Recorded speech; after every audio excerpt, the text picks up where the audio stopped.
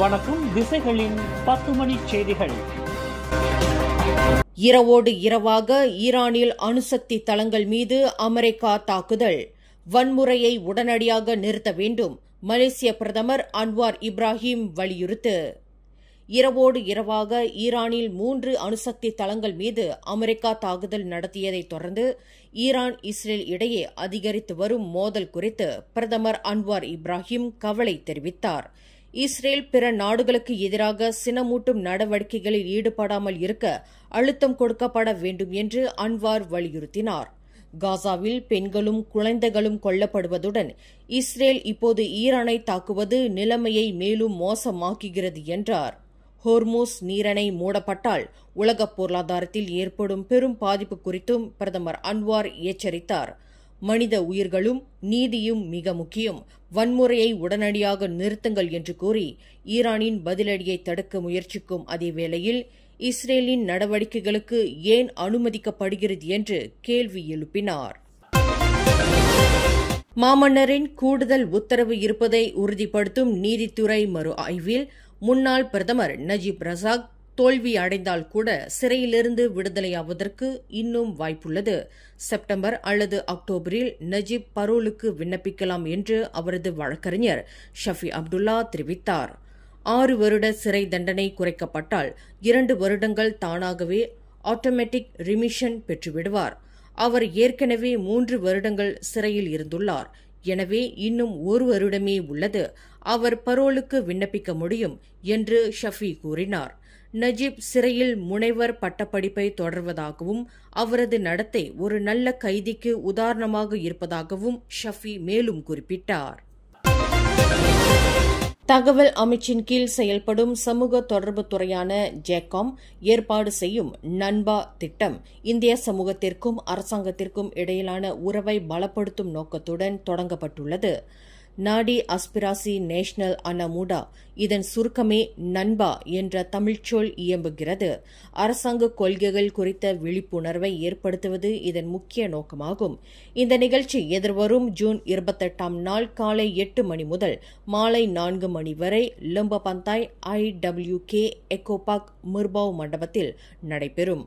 தொடர்புத்துறை அமைச்சர் Datuk Fahmi Basil இந்த நிகழ்ச்சியை தொடக்கி வைக்கிறார். புதையல் வேட்டை, விளக்க கூட்டங்கள், அரசு தனியார் நிறுவனங்களின் சேவை முகப்புகள், வண்ணம் தீட்டும் போட்டி போன்ற பல்வேறு ஈர்க்கக்கூடிய அங்கங்கள் இந்த நிகழ்ச்சியில் இடம்பெறும். இதன் மூலம் இந்திய இளைஞர்கள் அரசாங்கத்தின் திட்டங்கள், கொள்கைகள், வாய்ப்புகள் பற்றிய தகவல்களை அறிந்து கொள்வதோடு இணைய அச்சுறுத்தல்கள் குறித்த விழிப்புணர்வையும் பெறுவார்கள். வெளிநாட்டு தொழிலாளர்களை பணியமர்த்துவதற்கு முன் தோட்டத்துறை நிறுவனங்கள் தொழிற்கல்வி பயிற்சி மாணவர்களை பணியமர்த்துவதற்கான முன் நிபந்தனையை தோட்ட தொழில் மூலப்பொருட்கள் அமைச்சு விதித்துள்ளது.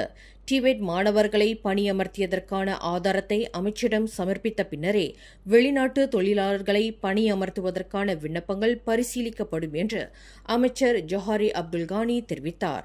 உள்நாட்டு இளைஞர்களின் வளர்ச்சிக்கு பங்களிக்காத எந்த நிறுவனத்திற்கும் வெளிநாட்டு தொழிலாளர்களை பணியமர்த்த அனுமதி இல்லை என்று அவர் வலியுறுத்தினார்.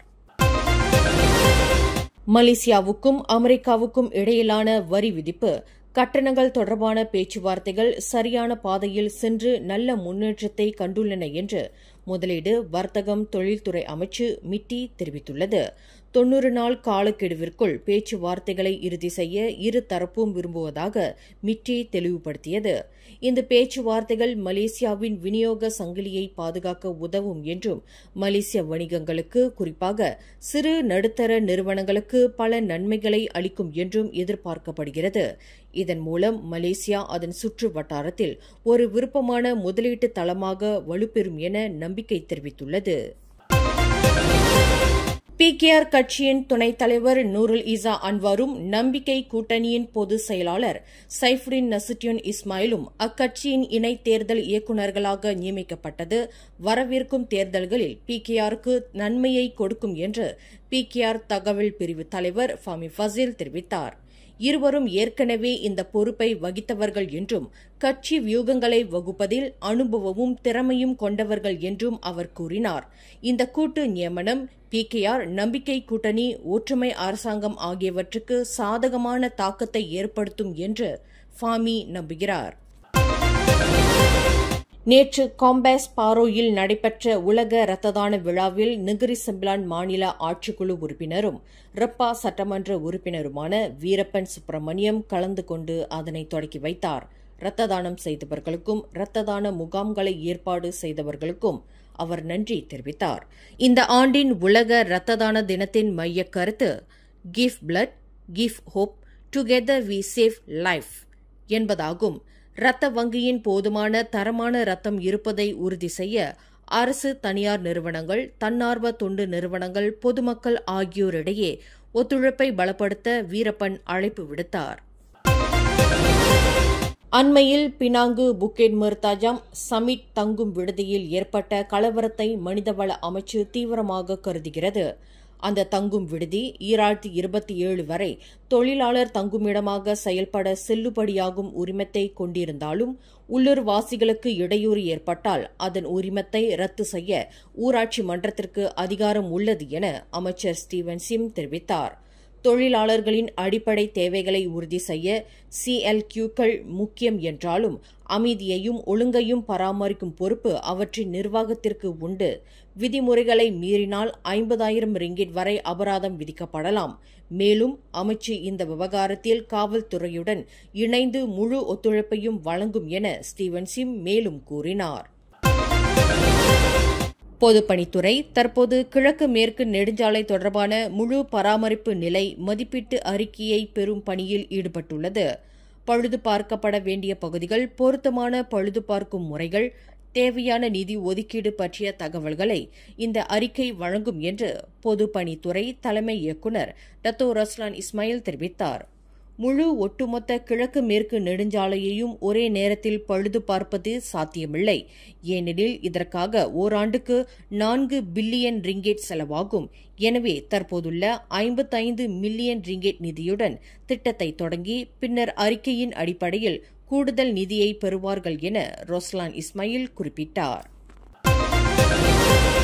மாசாய் தமன் கோத்தா புத்ரி அலான் செண்டராயில் உள்ள லாரி இயந்திர எண்ணெய் சேமிப்பு கிடங்கில் தீ விபத்து ஏற்பட்ட பகுதியில் 10 வெவ்வேறு நிறுவனங்களுக்கு சொந்தமான வளாகங்கள் வாடகைக்கு இயங்கி வருவதை ஜோஹர் பாரு மாநகராட்சி மன்றம் கண்டறிந்துள்ளது.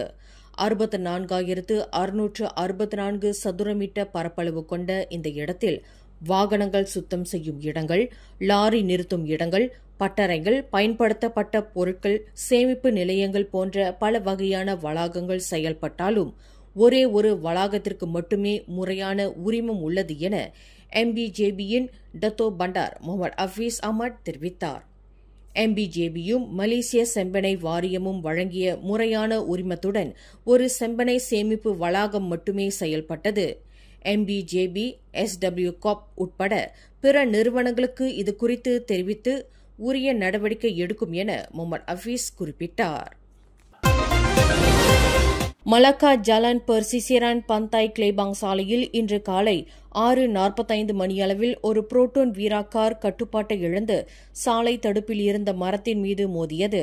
இதனால் முகமது நூர் ஜமானி முகமது நஸ்ரியும் 25 வயது அயனியான முகமது அசீக்கும் சம்பவ இடத்திலேயே உயிரிழந்தனர் என மலாக்கா தங்கா காவல்துறை தலைவர் கிறிஸ்டபர் பட்டேட் தெரிவித்தார். இந்த கார் மலாக்கா நகரில் இருந்து புக்கெட் ரம்பாய் நோக்கி சென்று கொண்டிருந்தபோது இந்த விபத்து நடந்துள்ளது. தீயணைப்பு படையினர் சம்பவ இடத்திற்கு விரைந்து காரில் சிக்கிய ஓட்டுநரை மீட்கும் பணியில் ஈடுபட்டனர். நெகிரி செம்பிலான் பண்டார் பாரு நீலாயில் இன்று அதிகாலை 1 மணி அளவில் ஒரு கும்பலிடையே ஏற்பட்ட மோதலில் ஒருவர் கடுமையாக தாக்கப்பட்டும் வெட்டப்பட்டும் படுகாயமடைந்தார். சர்டாங் சுல்தான் இட்ரிஸ் ஷா மருத்துவமனையில் சிகிச்சை பெற்று வரும் 30 வயது மதிக்கத்தக்க அந்த நபர் முகத்திலும் உடலிலும் இரத்த காயங்களுடன் அனுமதிக்கப்பட்டார். இந்த மோதல் ஒரு உணவகத்தின் முன் நடந்ததாகவும் மது அருந்தியதால் ஏற்பட்ட தகராறு என்றும் நீலாய் மாவட்ட காவல்துறை தலைவர் சூப்பரிண்டென்டன்ட் அப்துல் மாலிக் அசீம் தெரிவித்தார். இந்த சம்பவம் குறித்து காவல்துறை விசாரணை நடத்தி வருகிறது. புதிய காவல்துறை தலைவர் டத்தோஸ்ரீ முகமது காலித் இஸ்மாயிலை அரசியல் கட்சியுடன் இணைத்து வெளியிட்ட செய்திக்கு மலேசிய காவல்துறை கண்டனம் தெரிவித்துள்ளது. நாட்டின் முதல்நிலை காவல்துறை அதிகாரி எந்த அரசியல் கட்சியிலும் உறுப்பினராகவோ அல்லது எந்த பதவியிலும் இருந்ததில்லை என்று PDRM செயலாளர் டத்தோ கமருசமான் அப்துல்லா கூறினார். இந்த செய்தி தவறானது, தவறாக வழிநடத்துவது, நாட்டின் பாதுகாப்பு படையின் நம்பகத்தன்மையை பாதிக்கும் ஒரு தவறான கருத்தை உருவாக்குகிறது. சரிபார்க்கப்படாத தகவல்களை வெளியிட்ட ஊடகத்தின் அலட்சியத்தையும் PDRM கடுமையாக கண்டித்தது. மேலும் செய்திகளை தெரிந்து கொள்ள கீழே இருக்கும் பெல் பட்டனை அழுத்துங்கள். உங்கள் மகிழ்ச்சியை வெளிப்படுத்த லைக் மற்றும் ஷேர் செய்யுங்கள்.